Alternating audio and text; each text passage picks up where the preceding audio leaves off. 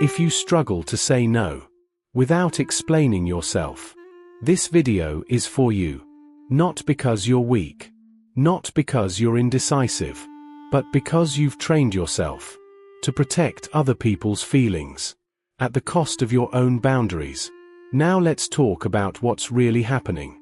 You say no, but your body doesn't believe it yet. So your mouth keeps talking. You add reasons, context, backstory, just in case. Just in case they misunderstand you. Just in case they think you're selfish. Just in case they get upset. And somewhere in the middle of explaining, your no turns into a maybe. And you hate yourself for it. Later, you replay the conversation. In the shower, in bed, while doing nothing. You think, why couldn't I just stop talking? Here's the truth most people miss. You're not over-explaining because you don't know how to say no. You're over-explaining because your nervous system learned that saying no is dangerous. Dangerous means loss of love, loss of safety, loss of approval. So your brain learned a strategy. Explain more, soften more, be nice, be reasonable, be good. This usually starts early. You were praised for being understanding, for being mature, for being easy.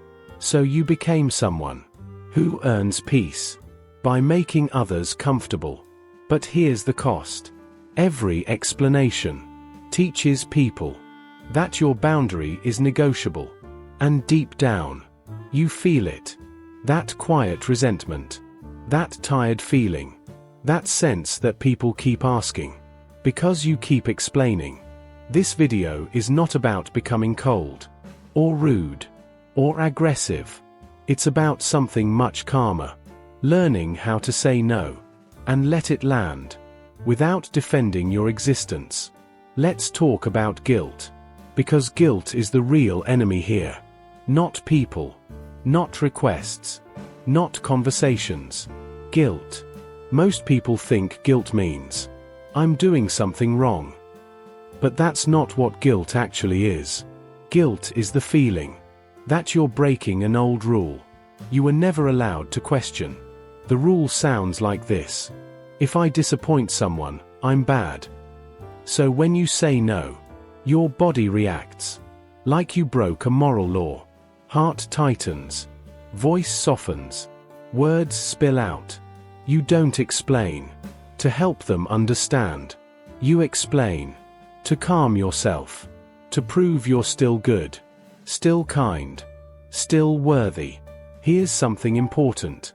Healthy people don't need your reasons, only unsafe dynamics. Demand explanations. Think about it.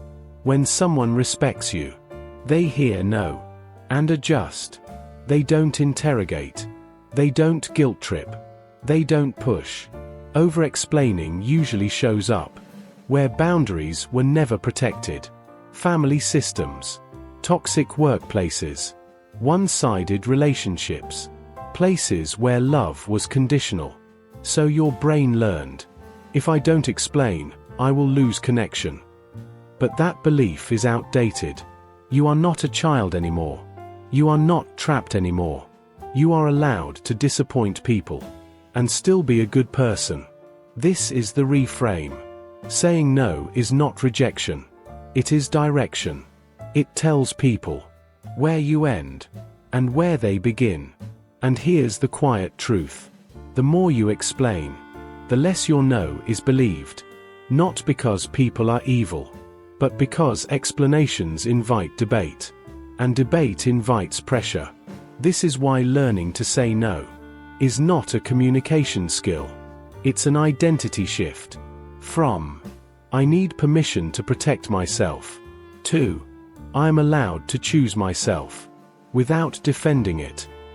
Let's make this simple. Saying no without over-explaining is not about stronger words. It's about a stronger pause. Most people panic because they answer too fast. So the first shift is this. Slow down. You don't owe an instant response to every request. A pause is not rude. A pause is regulation. You can say, "Let me think about it. I'll get back to you."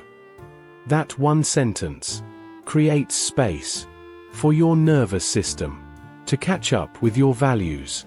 Now here's the core rule. A no is a full sentence. Anything added after is optional, not required, not owed. Try this structure.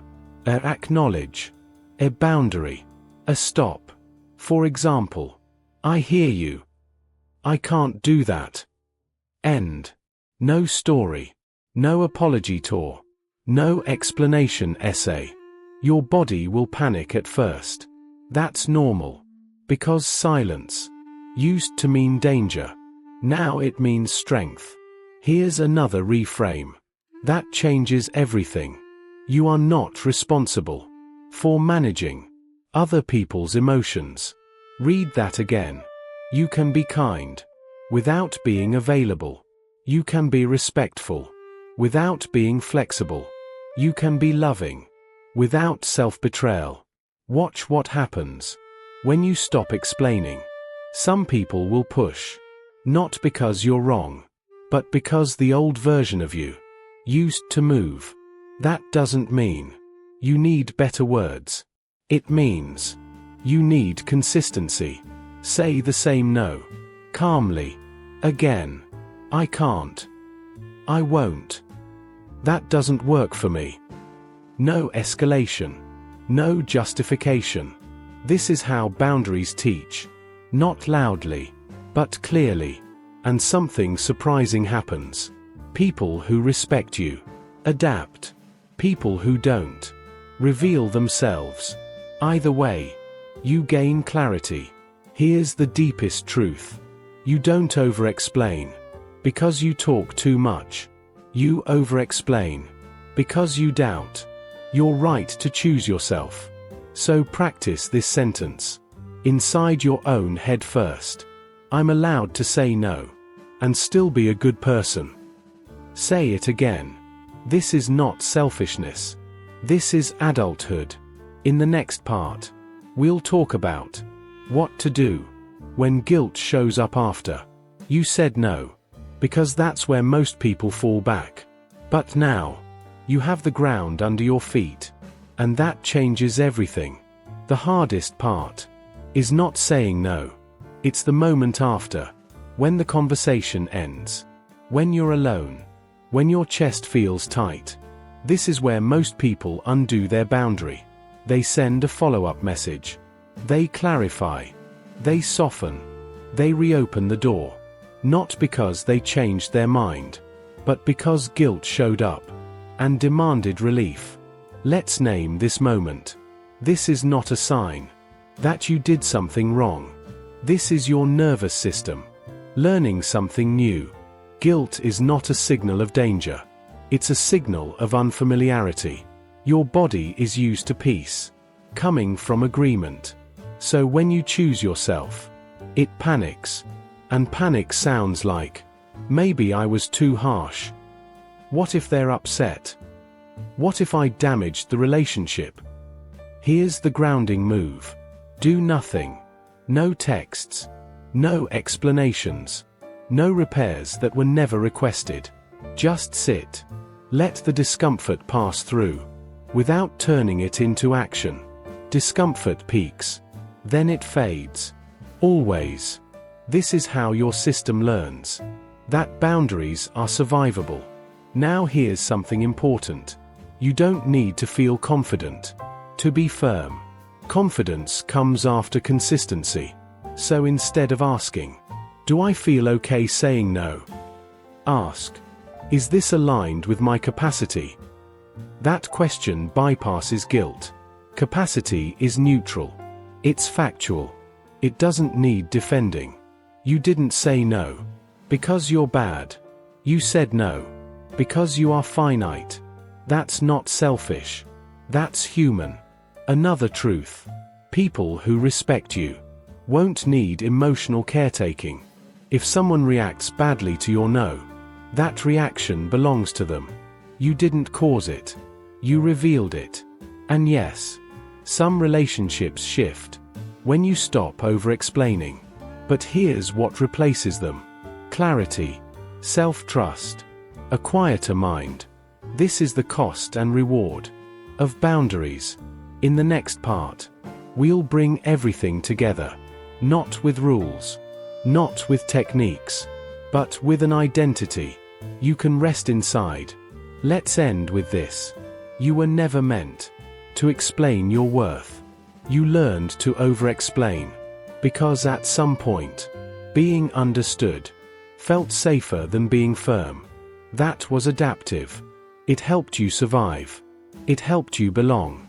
So there's nothing wrong with you. But survival strategies don't have to become life sentences. The person who doesn't over-explain is not colder. They are clearer. They don't rush. They don't panic. They don't argue for their needs. They trust something quiet inside. This is the shift. From, will they be okay with this? To, am I okay with this? That question changes everything. Because when you answer it honestly, your no becomes peaceful. Not loud. Not dramatic. Just steady. You don't need perfect words. You need self-permission. Permission to disappoint. Permission to pause. Permission to be misunderstood by people who benefited from your silence. And here's the most freeing truth. You don't need everyone to understand your no. You only need to respect it yourself. Over time, your explanations will shorten. Your pauses will lengthen. And one day, you'll notice something small, but powerful. You said no, and you slept fine. That's the goal. Not control. Not approval. Peace. If this video helped you, sit with it for a moment. Don't rush to the next one. And if you want to go deeper, there's another video on this channel about boundaries that don't feel aggressive. It connects directly to this. But for now, remember this. You don't owe the world access to you. You are allowed to choose yourself without apology. And that is not something you need to explain.